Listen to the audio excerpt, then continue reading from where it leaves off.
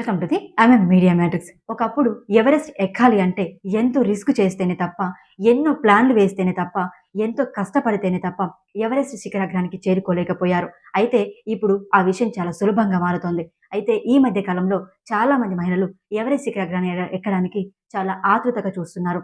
చాలా సంతోషంగా ట్రై చేస్తున్నారు. అయితే నిన్న మొన్న ఓ యూట్యూబ్‌ని ఇన్‌స్పిరేషన్‌గా చేసుకొని, ఓ యూట్యూబ్‌ని ఆధారంగా చేసుకొని 56 ఏళ్ల మహిళ ఎవరెస్ట్ శిఖరాగ్రానికి చేరుకున్నారు.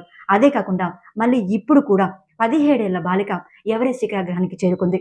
హిమాచల్ ప్రదేశ్‌లోని ఓ మారుమూల ప్రాంతంలో నివసిస్తున్న 17 ఏళ్ల బాలిక కృతికా శర్మ ఎవరెస్ట్ శిఖరాన్ని అధిరోహించారు. అయితే బీఏ సెకండ్ ఇయర్ చదువుతున్న ఈమె సోలన్‌లోని ఎన్‌సీసీ బెటాలియన్‌లో క్యాడెట్‌గా నిలిచారు.